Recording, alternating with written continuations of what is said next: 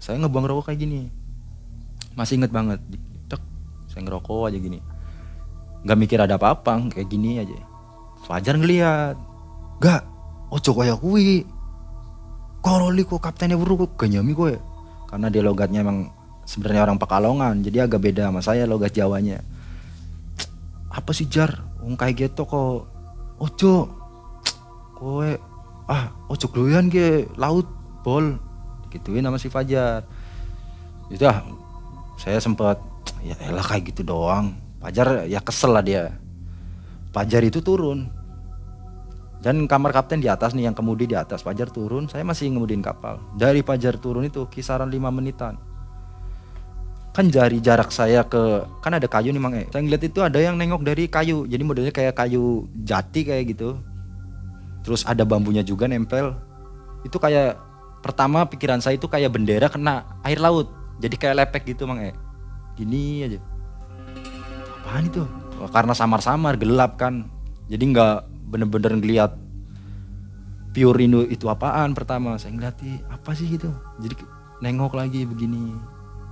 2 kali nengok, saya mulai terfokus nih Mang jadi kayak nunggu dia beneran kayak gini, itu beneran bendera atau bukan. Pas posisi saya lagi ngepasin ini kan deket kaca nih, jadi saya agak kedepanan kayak gini. Itu pas nengok kayak gini Mang itu mukanya tuh korengan. Jadi di sebelah kanan tuh muka kayak Chinese, agak cabi. Pas dia full kayak gini itu koreng semua. Di situ saya kaget, saya puterin kapal.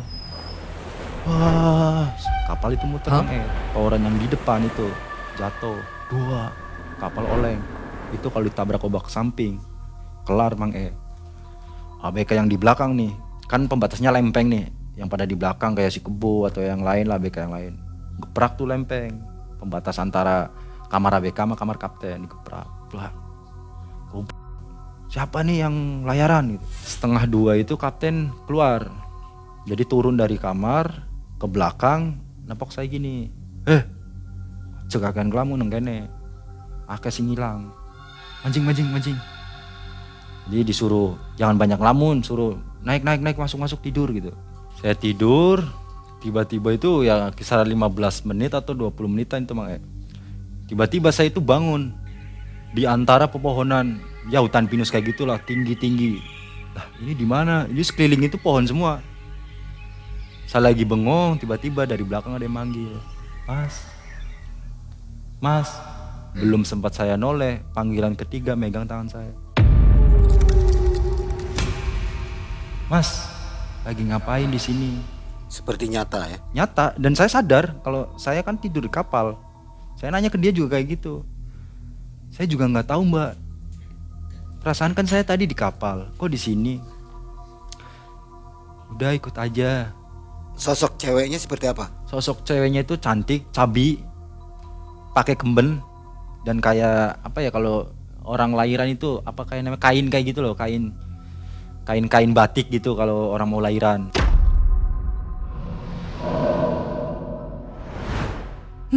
Oh,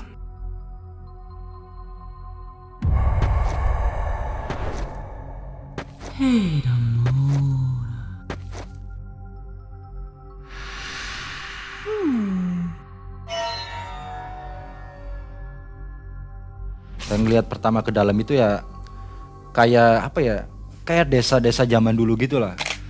Jalan ngikutin dia. Jadi ini yang pertama lihat saya itu, di sebelah kiri itu ada rumah panggung tuh panjang, sama ada nenek-nenek sama anak kecil telanjang baju, ada 2. Terus salah satunya tuh ada yang make kayak kalung hitam, cuma di tengah-tengahnya kotak begitu loh, hitam kotak.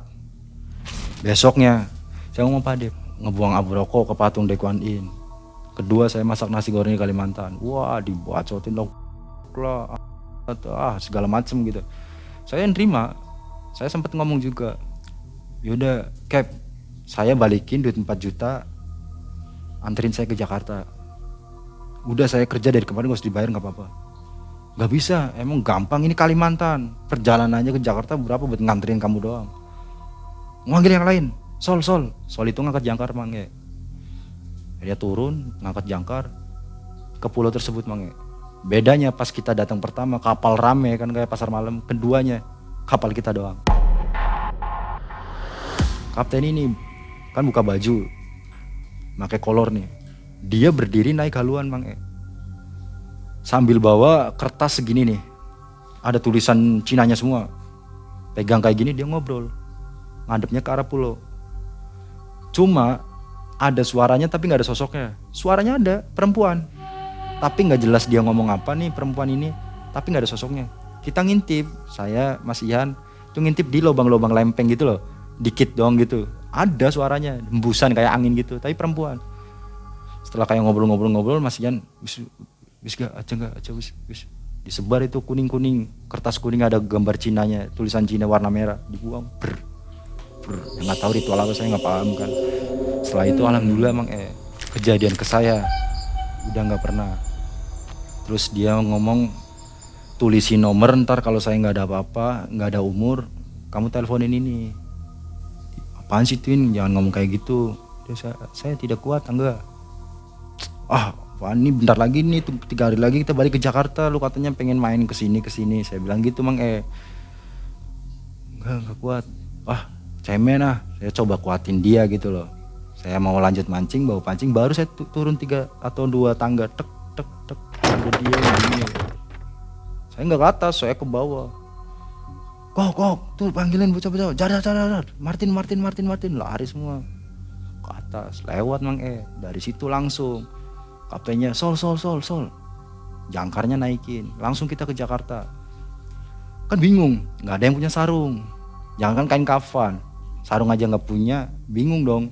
Ini gimana nih si almarhum? Udah bawa dulu. Saya ikut ngangkat juga kan, di situ ngangkat, badannya kan gede, bengkak kayak gajah gitu, kaki gajah cuma sebadan. Tapi yang heran apa, dari sini doang ke bawah, dari sininya ya tangan juga masih wajar, kayak biasa lah.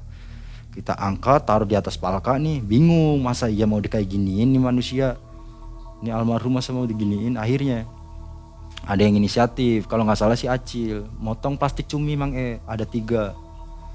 Jadi dipotong sebelah sininya ada 3, dibrongsong, itu dimasukin ke plastik. Kita buntel plastik putih. Jadi ya maaf kayak paket lah. Kita bungkus, taruh nih ke palka nomor 2 di Piser. Sambil perjalanan balik, dia meninggal, si almarhum meninggal, ya kita langsung perjalanan balik. Perjalanan itu sambil di jalan tuh kayak, iya Mas ya, bener ya Mas ya, iya pasti bawa orang.